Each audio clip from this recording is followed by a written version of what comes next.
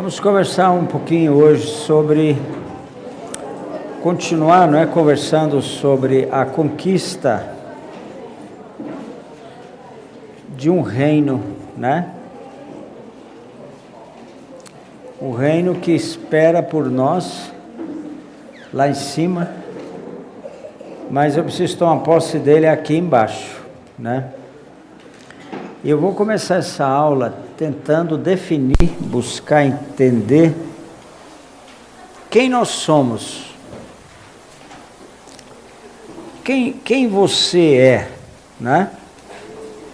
Quais são os seus direitos no que concerne a esse reino, Nós temos mostrado que esse reino, você tem que conquistá-lo,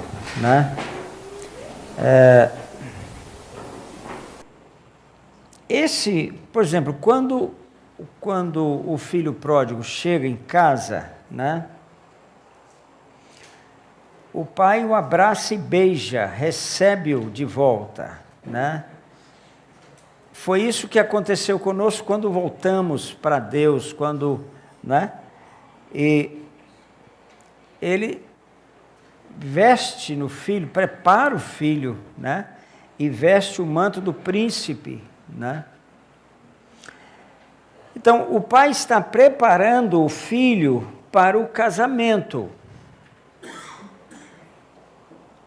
Quando ele beija o filho ainda estava lá fora. Não tinha consertado, ele queria, mas ele precisava ainda de uma limpeza.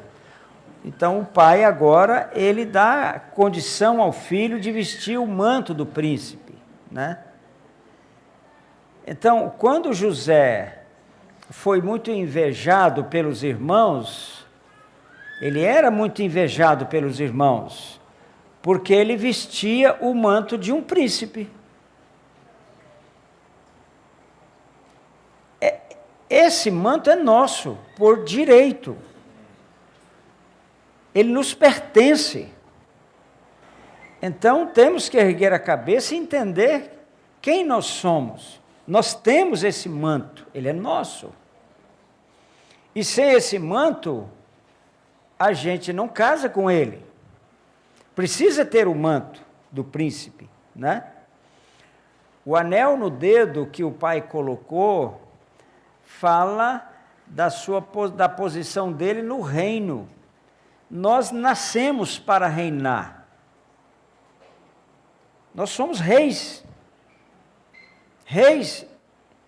e sacerdotes. Nós já somos, por uma posição que o Senhor nos concedeu, nos deu. Ele nos colocou nessa posição de reis e sacerdotes. Então vamos assumir aquilo que nós somos, reis e sacerdotes, E andar conforme essa posição, Quando Paulo vai fazer uma viagem para Roma, ele estava preso, o barco tem sérios problemas, uma grande tempestade que durou 2 semanas. Você pode ver que Paulo, ele começa dizendo, olha, não vai dar certo esse negócio aí, essa viagem vão ter problema. Mas o capitão do barco não deu importância ao que ele falou. Surge a tempestade.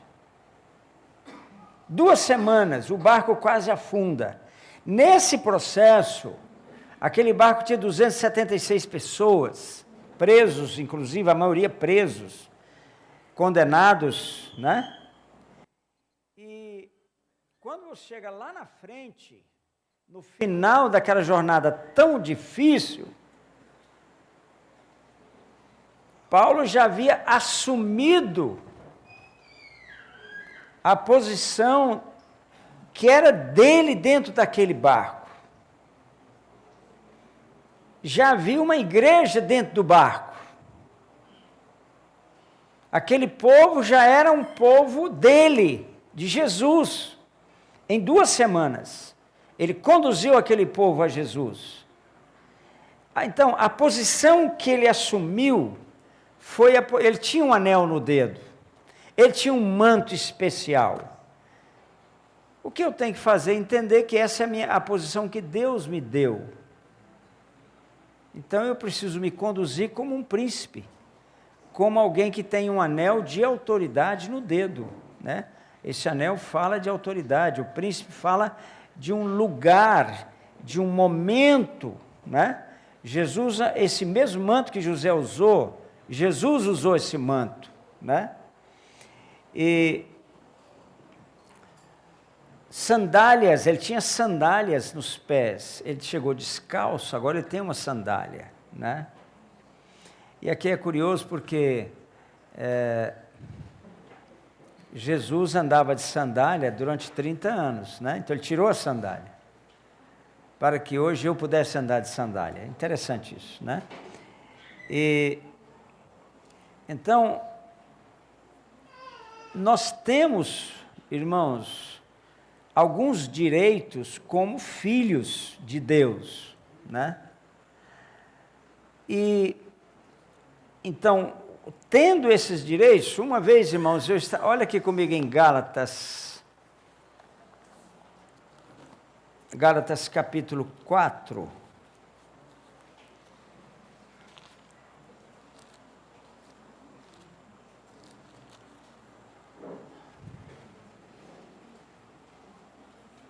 Quatro, 6. E porque vós sois filhos, enviou Deus ao nosso coração o Espírito de seu Filho, que clama, Abba, Pai. Então, isso aqui, irmãos, fala de uma grande intimidade. Essa expressão, ela acontece 3 vezes no Novo Testamento, e todas as situações fala de uma grande intimidade. Não é toda hora que eu vou usar essa expressão, né? Olha os versos 7. De sorte que já não és escravo, porém filho. E sendo filho, também herdeiro por Deus, né? Então, há uma condição que eu já tenho. Ela é minha. Essa condição é minha. Só que nem sempre nós vivemos conforme, né? Nem sempre nós vivemos conforme essa posição que nós temos, né?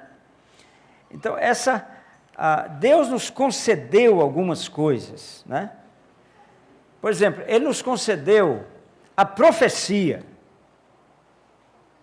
Só nós temos a profecia.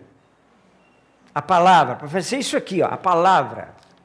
Só nós temos o direito de transmitir essa palavra.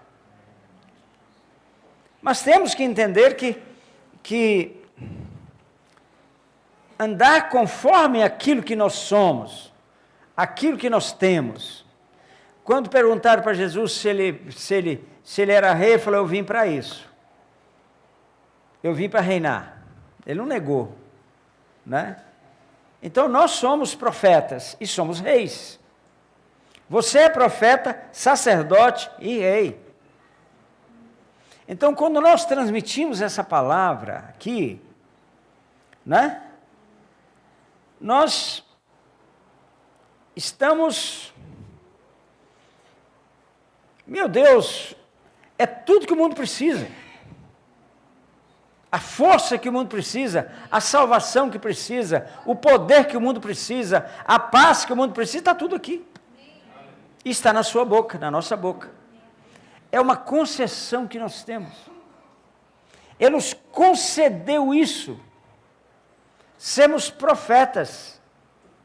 Ele nos concedeu transmitir o privilégio de podermos transmitir essa palavra aqui. E determinar os acontecimentos. É pela profecia que nós determinamos os acontecimentos. É proclamando a palavra, né? Aqui em 1 Reis,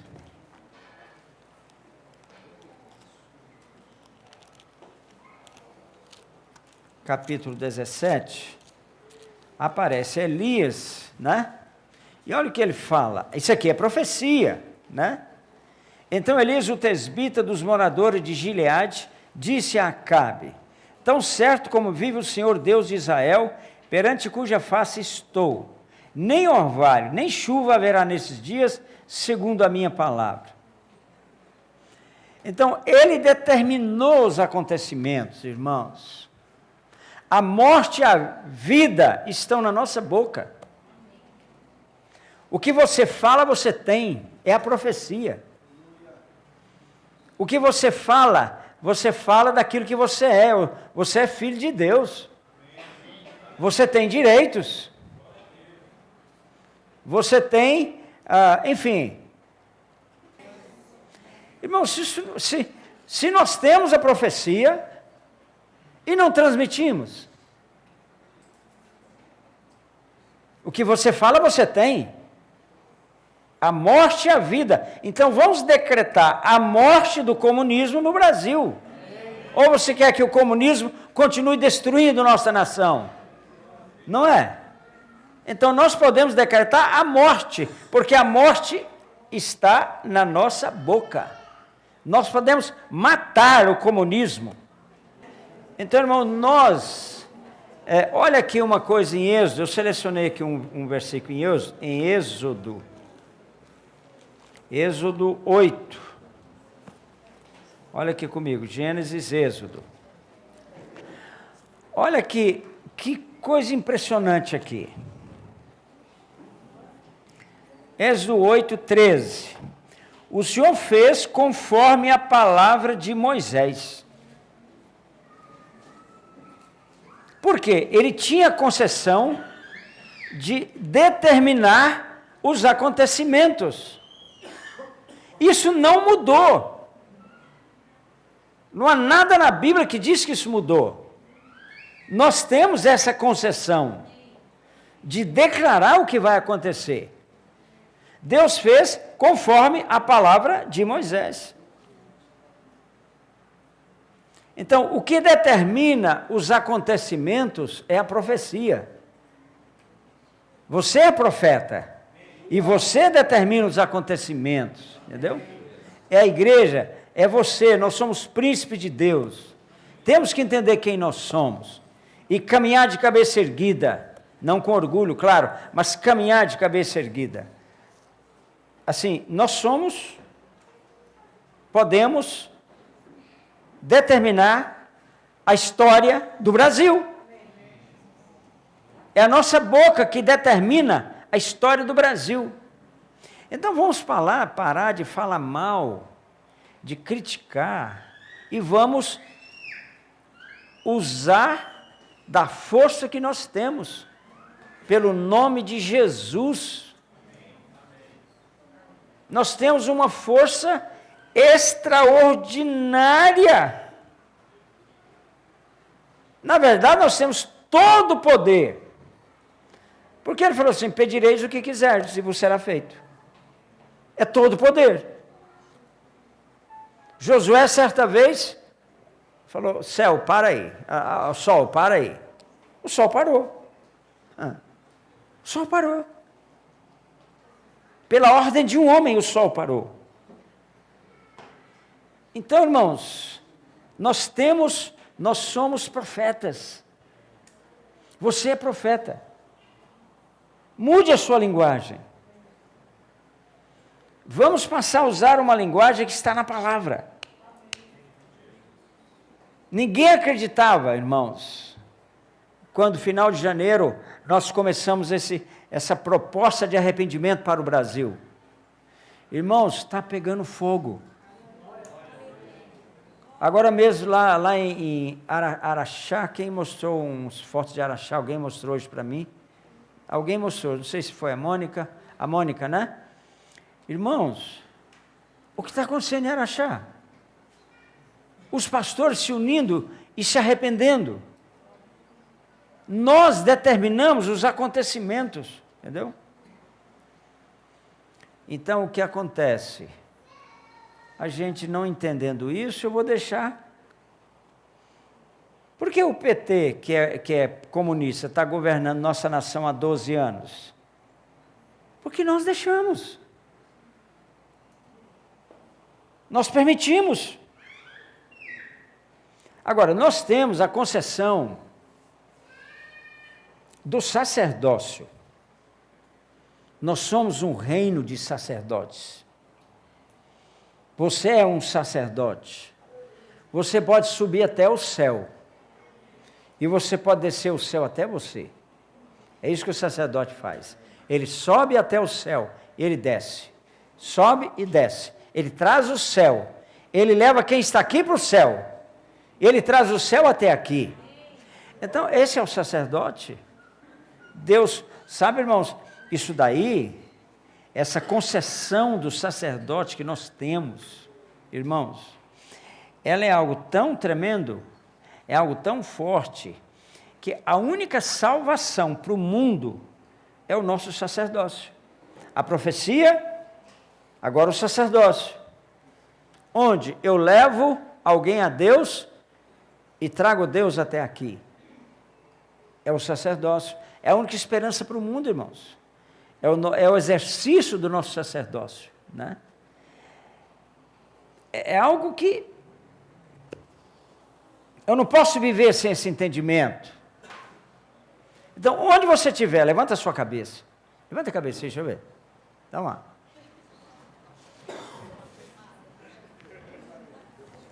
Entendeu? Não é o diabo que faz a história. Ele só está fazendo a história porque a igreja está deixando. É hora da igreja estabelecer a história do Brasil, através do sacerdócio, e trazer a arca para o Brasil. Nós podemos, irmãos. Se Davi trouxe a arca para Jerusalém, nós podemos trazer a arca para a nossa nação. Sim ou não? Então vamos entender o que nós temos, qual a nossa posição, entendeu? Entendeu? O que nós, sabe, nós temos as chaves do reino, irmãos. O sacerdote tem as chaves do reino dos céus. Esse reino que eu estou falando, é o sacerdócio que tem essas chaves. As portas do inferno não podem prevalecer. Não podem, né? Eu estava essa madrugada, o Senhor me levou até o livro de Daniel.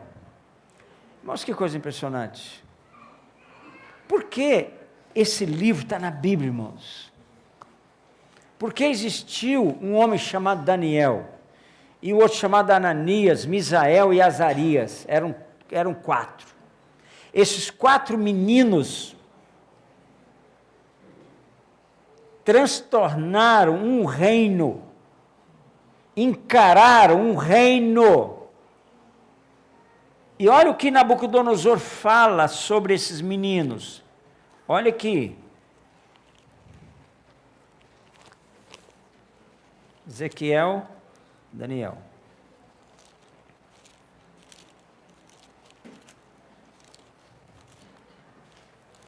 Eles sabiam a posição deles, irmãos. Eles sabiam. Eles estavam ali como escravos. Mas, acima de tudo, exerceram um ministério de sacerdotes, de profetas e sacerdotes, né? Aí tinha que comer as iguarias do rei. Daniel falou lá pro eunuco lá, falou: a gente não vai comer, não. A gente não vai se contaminar com isso aí, não. O eunuco do rei ficou desesperado. Então, olha, nós vamos morrer, porque o rei vai matar a gente. Eu vou ser o primeiro a morrer, vocês não fazem isso comigo, não. Começaram encarando o rei. Daniel, nessa época aqui, tinha 15 anos. 15 anos. E encarou o rei mais poderoso, talvez de todos os tempos, com 15 anos. Quando chega no capítulo 2, ele está com 17 anos. E quando ele recebe de Deus a revelação do sonho do rei, e ele revela ao rei o sonho, interpreta o sonho, olha o que o rei faz, 2,46. Então o rei Nabucodonosor se inclinou e prostrou rosto em terra perante Daniel, um menino de 17 anos. Verso 47. E disse o rei a Daniel: certamente o vosso Deus é o Deus dos deuses e o Senhor dos reis. Olha aí, prostrado perante Daniel. Vamos assumir quem nós somos, irmãos? Não olha para baixo não, olha para cima. Olha para a palavra. Porque o Espírito Santo deixou esse livro na Bíblia. Deixou a história desses 4 rapazes na Bíblia. Eles mudaram a história da Babilônia. 4 rapazes. Em Daniel 3, aqui Daniel está com 20 anos. Agora ele já está com 20 anos. Agora quem encara o rei são os 3. Ananias, Azael e Azarias, que vão encarar o rei na fornalha. Né? Entendeu? Mas quando... Olha aqui. Quando eles são denunciados, né? Quando eles são denunciados, ao que eles falam para o rei: se o nosso Deus, verso 17, a quem servimos, quer nos livrar-nos, ele nos livrará da fornalha de fogo ardente e das tuas mãos, ó rei. Se não, fica sabendo, ó rei, que não serviremos a teus deuses. Mas isso com a fornalha na frente, irmãos.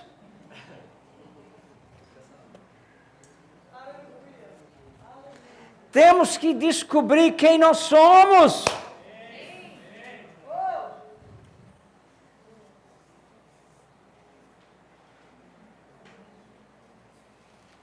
Depois que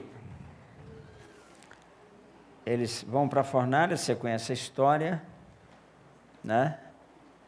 E aqui tem lições infinitas nesse capítulo, né? Veja o verso 29. Olha o decreto do rei. Faço um decreto, pelo qual todo povo, nação, língua, que disser blasfêmia contra o Deus de Sadraque, Mesaque e Abdinego, é o nome que eles receberam, seja despedaçado. Essa é a cabeça do rei. O jeito dele pregar o evangelho é desse jeito. E as suas casas sejam feitas em monturo, porque não há outro Deus que possa livrar como esse. O pessoal do Nepal, irmãos, lá na casa da Sheila, na casa da escola, e da Kelly, da Sheila, todo aquele pessoal, hoje de manhã, hoje lá, os 2 donos do prédio de cima e do prédio mais antigo foram lá. Nós estamos lá com mais ou menos 300 pessoas, crianças, recolhemos lá, o Silvio recolheu e está cuidando de umas 300 pessoas da cidade, além de um pouco mais de 200 do nosso grupo, das nossas pessoas. E os donos dos prédios foram lá hoje. Eles falaram: olha, os nossos deuses não estão legal não. Tão legal não. Nós agora queremos é o Deus dos cristãos. Entendeu? Entendeu? Prostrou-se. Então, irmãos, nós temos que assumir quem nós somos. Sabe? Tem crente, ele tem uma cara miserável, miserável. Entendeu? Ora, gente, levanta a cabeça. Você é um príncipe, você é um filho de Deus. Levanta a cabeça, prega para o seu irmão aí, fala para ele aí. Levanta a cabeça, meu irmão.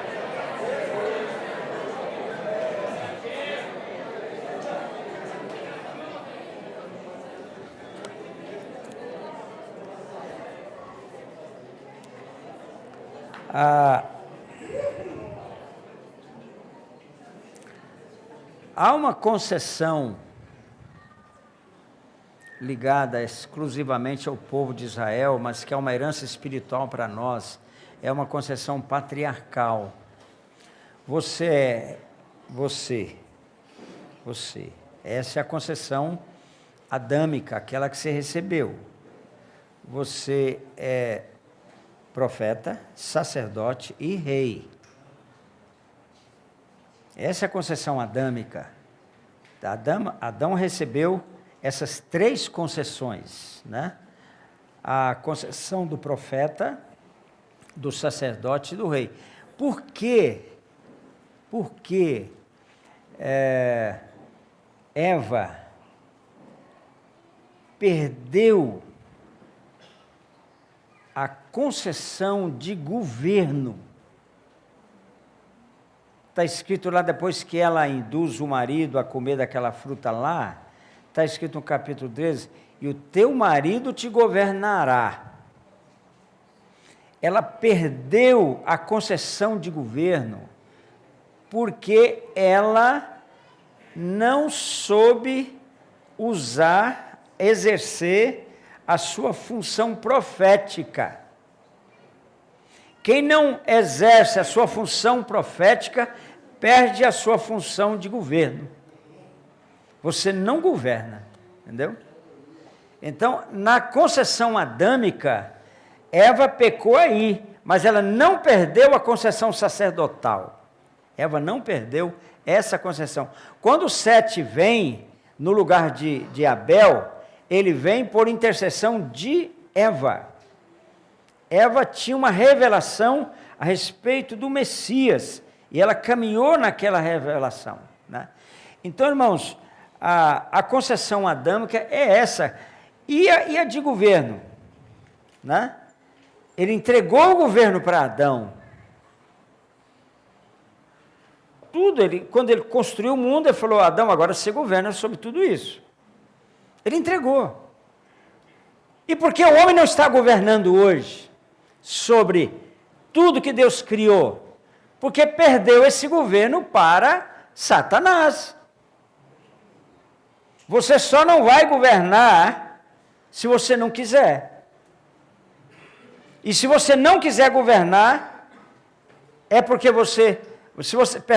se você perder essa condição de governo, é porque você não está exercendo fielmente a sua função, a sua concessão de profeta, entendeu? Essa concessão então, aí você não vai governar. O rei governa. O profeta não governa. Mas o rei governa, né? Quando vem Melquisedeque lá na frente, ela era rei e sacerdote. Mas ele precisava de um profeta. Então, o rei precisa de um profeta. O profeta não governa, mas o rei governa. Davi governou. E ele tinha Natã, que era o profeta que ministrava ao coração dele, né? Então, irmãos, hoje, eu preciso exercer essa concessão.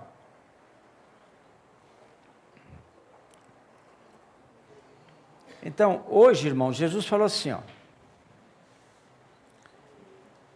porque quando Deus deu a Adão a concessão de governo, ele ainda não tinha comido do fruto da árvore do conhecimento. Quando você come desse fruto, você perde a concessão de governo. Aí você perde. A concessão que permanece na igreja hoje é a concessão sacerdotal, a concessão de governo que nós temos sobre os demônios. Jesus não falou, queriam fazer dele um rei, né? Lá em João 6. Mas não é hora. Só que hoje nós temos que governar sobre quem? Sobre os demônios. Lucas 9:1, dou-lhes poder e autoridade sobre todos os demônios. Hoje eu governo sobre os demônios, né? Então, se tem um político que vai lá para a Câmara dos Deputados, como está lá um irmão nosso, né? Como presidente da Câmara e tal, amém. Isso é amém. Só que eu governo sobre os demônios, né? E poucos dias atrás, um mês e meio atrás, foi um bruxo lá no Palácio do Planalto. Quando ele saiu, ele declarou para a imprensa o seguinte: eu vim aqui para trazer novas entidades para cá, Porque a Dilma está sem proteção. Então ela está sem proteção. Vamos meter vamos meter fogo lá. Entendeu? Pode é bombardeio. Bombardeio aéreo em cima do palácio.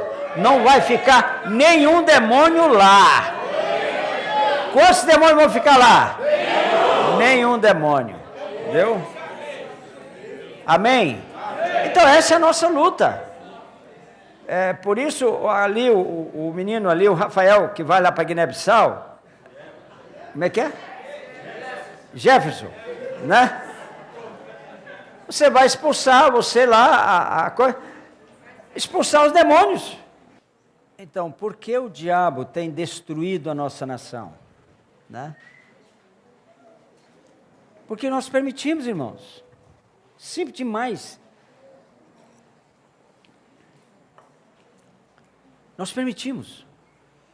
Nós não governamos, irmãos, o diabo não passa de um cão sem dente. A arma dele é a mentira, o engano. Pronto. Ele está desarmado. Olha aqui, irmãos. Só que, veja aqui, em Colossenses, capítulo 2. Olha aqui.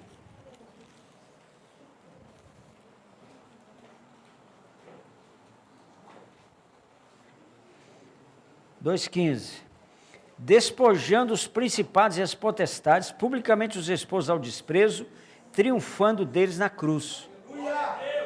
Sabe o que significa isso aqui na prática? Isso aqui é uma expressão que Paulo usa em relação. Ele era muito entendido, claro, ele era cidadão romano. Quando o exército romano ganhava uma batalha, o exército inimigo tinha que desfilar sem roupa, totalmente nu, fileira por um, amarrado com corrente um no outro. Desfilava. É isso que Paulo está falando aqui. Ele está sem nenhuma força, amarrado, sem nenhum poder sobre nós. Foi isso que Jesus fez com ele. Então eu tenho toda a condição de fazer isso aqui com ele.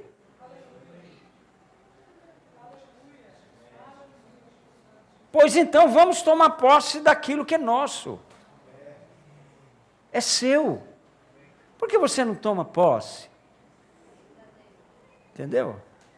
Vamos tomar posse do que é nosso. Irmãos, tem uma tempestade, nós vamos governar na tempestade. Está escrito que ele faz o seu caminho na tormenta. Então, é aí que ele governa. É aí que ele faz o seu caminho, sua caminhada. Né? E é o nosso caminho, irmãos. Quando Paulo, olha aqui, eu só estou tocando alguns pontos em relação a essa questão das concessões, mas olha aqui comigo em 1 Coríntios. 1 Coríntios capítulo 7. Olha o que Paulo fala aqui. Há uma concessão, irmãos. 7:6. Isso vos digo como concessão e não por mandamento. Essa é a concessão apostólica. O que é a concessão apostólica? É uma concessão que o Senhor concede a alguns. E deixa eu dar um exemplo aqui. Ele está dizendo aqui em 1 Coríntios 7, olha, o que eu vou falar não é que eu recebi diretamente do Senhor. Não. Eu vou falar porque eu tenho direito de falar. Me foi concedido isso. Há um momento que Deus começa a fazer conforme eu ordeno. Você não entendeu isso, não? Você não entendeu isso, não?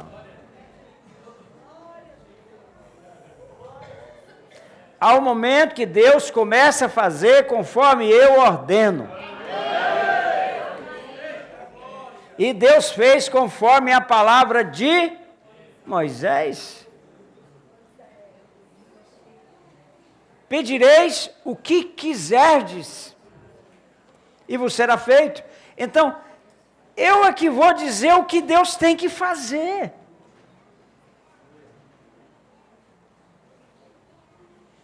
Quando Moisés chega lá com o povo dele, ali na borda do mar, está o mar na frente e o exército de Faraó atrás. E Deus fala assim para Moisés: por que clamas a mim?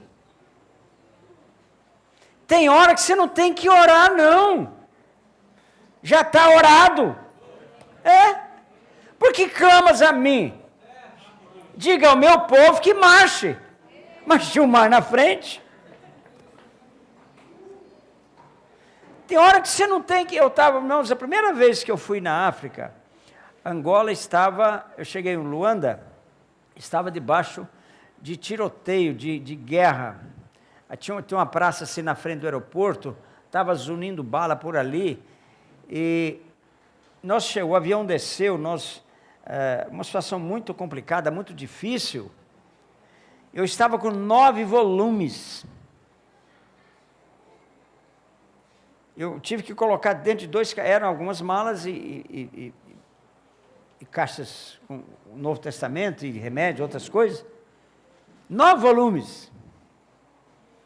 As malas sendo examinadas minuciosamente. Sabe o que eu fiz? Eu comecei a clamar a Deus: Senhor, por favor, guarda esse lugar aqui, Senhor. Não deixa esses homens, Senhor, tem remédio aqui, tem Novo Testamento, eu não posso trazer. Eu comecei a clamar a Deus. Eu não fiz isso. Eu não fiz uma oração. Pronto. Eu estou ali, para que orar? Não preciso orar. Já está feito. Você sabe, você entendeu isso? Isso eu digo por concessão. Fiquei tranquilo. Se existe anjo, eu creio que naquele dia veio um anjo. Porque na minha vez, naquela hora apareceu um rapaz bem vestido, moreno, forte, com signo de tenente, e falou no meu ouvido: passa rápido. Eu passei rápido. Até pouco tempo eu estava guardado os tickets da bagagem. Entendeu? Porque não examinaram nada. Então, chega um momento que a igreja determina, você determina os acontecimentos.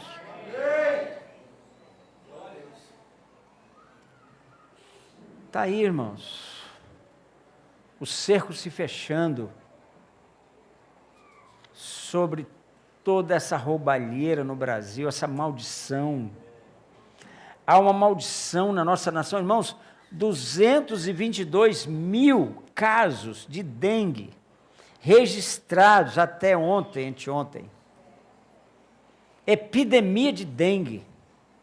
A coqueluche, irmãos, uma doença que havia desaparecido do Brasil, está voltando. A tuberculose, irmãos. O mal. Sabe? Irmãos, há uma maldição sobre a nossa nação. Milhares, olha, nós somos, irmãos, em 2013, 63 mil assassinatos. 2014 aumentou, eu não tenho os números de 2014. Mas eu sei pela imprensa que aumentou o número de assassinatos. Isso, irmãos, por que isso? O Brasil tem que ter pena de morte. Porque está na Bíblia. É bíblico. Entendeu? Pega um criminoso desse aí, enforca na Praça dos Três Poderes. O que você acha? O temor virá. A Bíblia inteirinha, Novo e Velho Testamento, tem pena de morte. Então nós temos que voltar aos padrões da palavra. O que está escrito, está escrito. E é o que funciona, irmãos. E concomitantemente a esse estudo, eu vou publicar um estudo sobre a vara, o uso do açoite da vara. Sabe? Isso não é só para neném não é só para criança não, é para gente grande também, viu? Pega esse rapaz que matou essa criança bêbado e deixa ele dar uma surra de vara para ele uma vez por semana. Ele até converte.